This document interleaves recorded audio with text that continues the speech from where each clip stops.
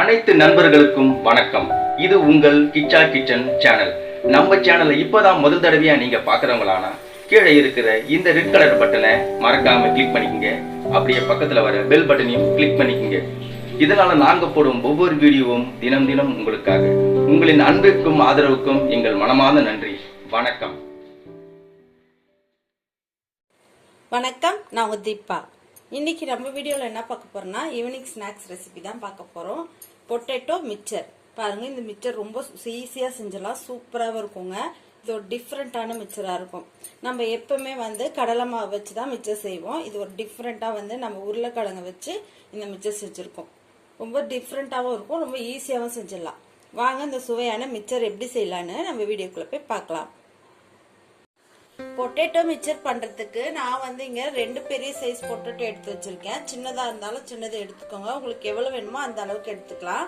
நான் இங்க பெரிய சைஸ் 2 எடுத்திருக்கேன். எடுத்துட்டு இந்த மேல இருக்க தோல்லாம் நல்லா சீவி எடுத்து வச்சிருக்கேன். இப்போ இதை நம்ம திருவிக்கலாம். இப்ப நம்ம இதை காய் திருவதுல திருவி எடுத்துக்கலாம். பாருங்க, பெரிய சைஸ் இருக்கும், சின்ன சைஸ் இருக்கும். சின்ன சைஸ்ல தான் காய் இதை சீவணும். இந்த மாதிரி நீட்டா வச்சு சீவிக்கலாம். இப்படி வச்சு சீவ வேணாம், அப்படி நீட்டா சீவினோம்னா நம்மளுக்கு அந்த பொட்டேட்டோ கொஞ்சம் நீட்டா கிடைக்கும். அதுக்காக பாருங்க, இந்த மாதிரி நீட்டா துருவி எடுத்துக்கோங்க.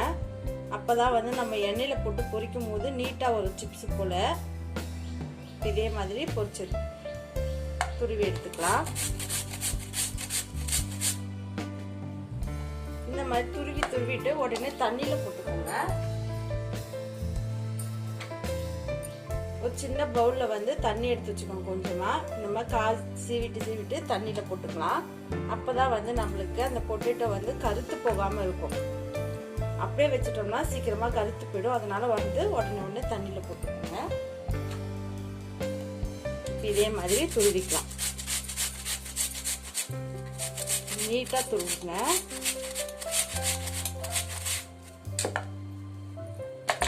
இது அப்படியே எடுத்து தண்ணியில போட்டுலாம். இந்த மாதிரி இப்போ பொட்டேட்டோ நல்லா திருவியாச்சு. பாருங்க, 2 பொட்டேட்டோ எவ்வளவு வந்திருக்குன்னு. இந்த மாதிரி நீளமா திருவி எடுத்துக்கோங்க. இப்போ இதை நான் அலசிக்கலாம். பாருங்க, கொஞ்சம் எவ்வளவு தண்ணி எப்படி இருக்குன்னு. இப்போ இன்னொரு பவுல்ல அலசி போட்டுக்கலாம். இது ஒரு 2 வாட்டி வாஷ் பண்ணி எடுத்துக்கோங்க. இந்த மாதிரி 2 வாட்டி வாஷ் பண்ணீங்கன்னா கொஞ்சம் நல்லா ஒயிட்டா வரும் நம்மளுக்கு அந்த பொட்டேட்டோ. இந்த மாதிரி வாஷ் பண்ணி எடுத்துக்கோங்க.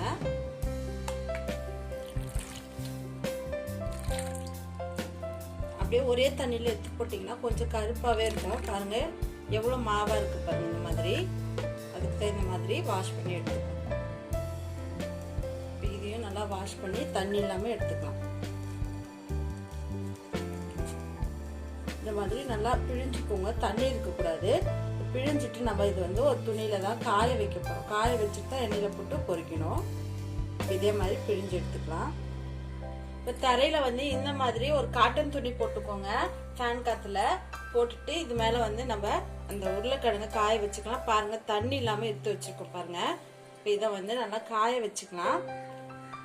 ஏன்னா ஈரத்தோட போட்டோம்னா எண்ணெய் நல்லா படப்படன்னு வெடிக்கும். அதனால ஈரத்தோட போடக்கூடாது.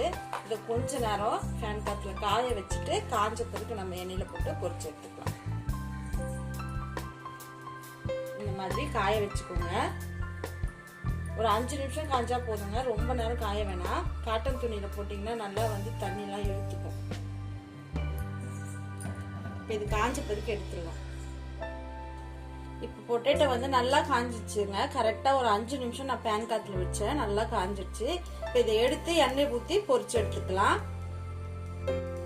இப்ப எண்ணெய் சூடு பண்ணி வச்சிருக்கேன். இப்ப எண்ணெய் நல்லா சூடான பிறகு நம்ம காய வச்சிருக்க இந்த பொட்டேட்டோவை போட்டுக்கலாம். 2 பொரிச்சு பார்த்தேன் எண்ணெய் காஞ்சிச்சான்னு. போட்டுட்டு அடுப்பை சிம்ல வச்சிருங்க.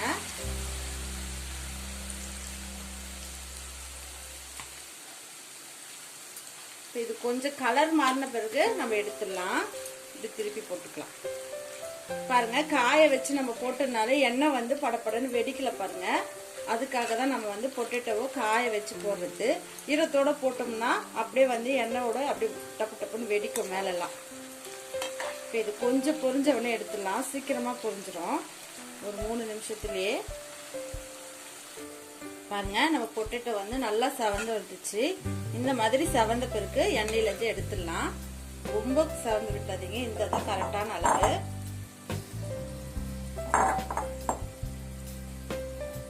சூப்பரா இருக்கு பாருங்க. அப்படியே எடுத்து ஒரு மிக்சிங் பவுல்ல மாத்திக்கலாம்.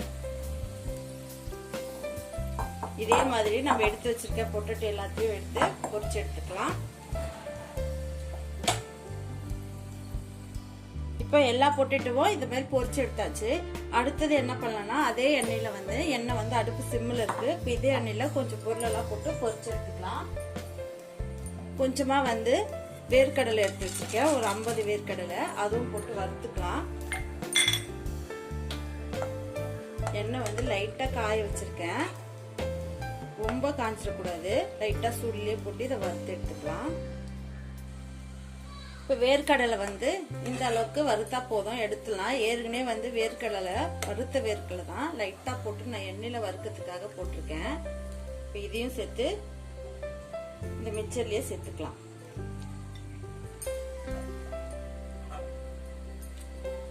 எல்லாத்தையும் இதே மாதிரி எடுத்துக்கலாம்.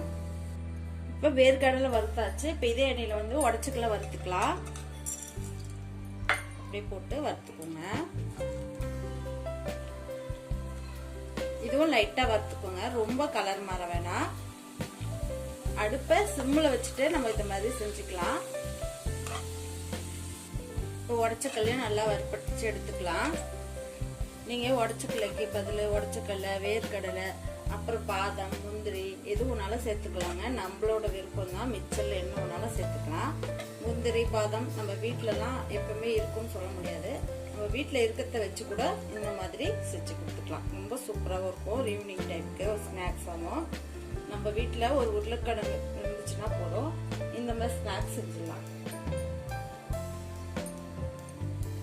இது கூட ஒரு 5-6 பூண்டு வந்து நம்ம தட்டி வச்சிருக்கேன், தோல் உரிக்காம தட்டி வச்சிருக்கேன், அதுவும் சேர்த்து வறுத்துக்கலாம். போட்டோன்னே எடுத்துருங்க, வாசனைக்காகத்தான், ரொம்ப நல்லா இருக்கும். இப்போ இதை அப்படியே எடுத்து நம்ம மிக்சர்ல சேர்த்துக்கலாம்.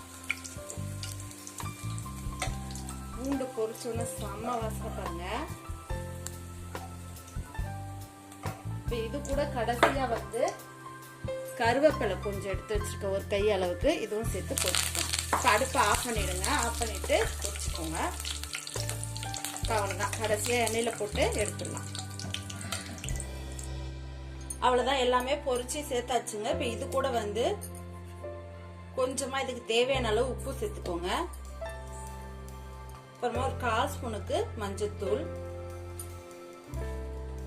ஒரு 1/2 ஸ்பூனுக்கு மிளகாய் தூள். அவ்வளவுதான், இதெல்லாம் சேர்த்துட்டு கலந்து விட்டுக்கலாம். இப்ப கடைசியா கொஞ்சமா பெருங்காயத்தூள், இதெல்லாம் சேர்த்துட்டு நல்லா கலந்து விட்டுக்கோங்க. பாருங்க எவ்வளவு சூப்பரா சவுண்ட் கேக்குது, நல்லா மொறு மொறுன்னு இருக்குங்க. இப்ப நல்லா இதை வந்து இந்த மாதிரி கலந்து விட்டுடலாம்.